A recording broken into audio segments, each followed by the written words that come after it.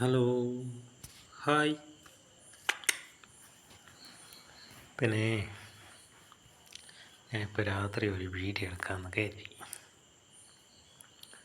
പിന്നെ ഞാനന്ന് ഇവിടുന്ന് ഒരു സ്ഥലം വരെ പോയിരുന്നു.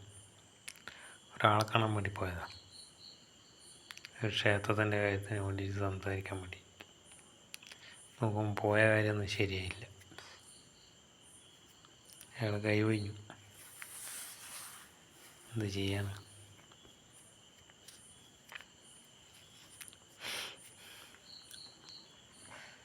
അതെന്ന് വെച്ചാൽ അന്ന് ഞാൻ ടെൻഷൻ അടിച്ചിട്ട് ഓരോന്നും പറഞ്ഞു. എൻ്റെ വീഡിയോ എടുത്ത് ക്ഷേത്രത്തിൻ്റെ അടുത്ത് പോയിട്ട് ഓരോ അത് യൂട്യൂബിൽ വെറുതെ ഇട്ടതായി. ഒന്നും ഇടാനില്ല, അതുകൊണ്ട് അത് ഇട്ടതാണ്. പിന്നെ കുറേ ബ്രോക്കർമാരെടുക്ക പോയി താളുന്നു. ഭയങ്കര പ്രശ്നമൊക്കെയാണ്. പിന്നെ പ്രശ്നം തരണം ചെയ്ത് അങ്ങനെ പോകുന്നേ ഉള്ളൂ. തരണം ചെയ്ത് പോയാലല്ലേ പറ്റൂ.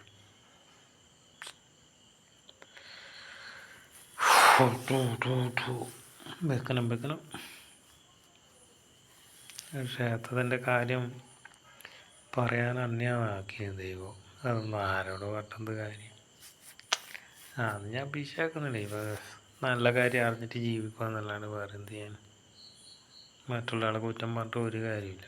പറയേണ്ടത് പറയുകയെന്നേ ഉള്ളൂ. കുറ്റം പറയാമെന്ന് ഞാൻ നിൽക്കില്ല. പറയേണ്ട പറഞ്ഞിട്ട് നിൽക്കുക. പേടിക്കാനുസരിച്ചോട്ട് എനിക്കൊന്ന് കുറേ പ്രശ്നങ്ങൾ നടക്കുകയായിരുന്നു ഞാൻ എൻ്റെ ജീവിതം. എല്ലാം മെല്ലെ പറയാം. എന്ത് ചെയ്യാൻ?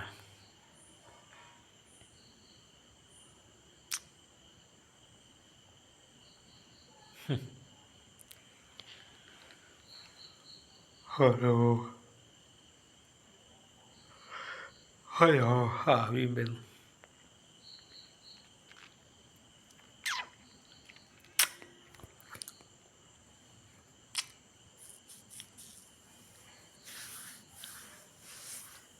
ആടെ ഒന്നും ക്ഷേത്രത്തിൽ ഞാനൊന്നും പറയുന്നൊന്നും കേൾക്കൂല. അതാണ് പ്രശ്നം. അവിടെ മൊത്തം രാഷ്ട്രീയം കൊണ്ട് ഞാനൊക്കെ രാഷ്ട്രീയക്കാർ വരെ ആയാലൊന്നും ഇത് അന്യരല്ല. അതാ പ്രശ്നം. ക്ഷേത്രത്തിൻ്റെ ഉടമ കമ്മ്യൂണിസ്റ്റുകാരെ ഫണ്ടിൻ്റെ ഉടമ ദിവാര് കാരണമായി. നേരെ കാരണമായി കമ്മ്യൂണിസ്റ്റുകാർ. പിന്നെ വളഞ്ഞൊരു സാധനമുണ്ട്. സാധനമല്ല, വളഞ്ഞൊരു കാരണവർ എന്ന് പറയുന്നത്. കാരണം ആർക്കറിയാം ഏത് പറയാന്ന്. പ്രകാശൻ. അങ്ങനെ 5-6 ആൾക്കാരെ ഞാൻ ഒരേ കലമ്പലാണ്. പവിൻ്റെ അവസാനത്തിൽ പോകണം. അങ്ങനത്തെ എല്ലാ അവസ്ഥ.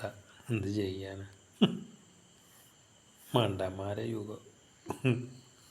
3-4 ഏക്കർ സ്ഥലമുണ്ട്. ക്ഷേത്രവും കേന്ദ്രീകരിച്ചുണ്ട്. ആടെയൊന്നും ഒരു പുല്ലും മുളക്കൂല. എന്ത് ചെയ്യാൻ?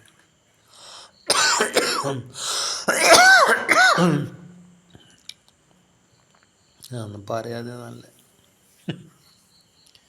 എന്തായാലും ഒരു കാലം പായസ ദൈവം എഴുന്നുള്ളൂ. അത്രേ പറയാൻ കഴിയൂ. നല്ലത് നടക്കട്ടെ. എന്നാ ടാറ്റ.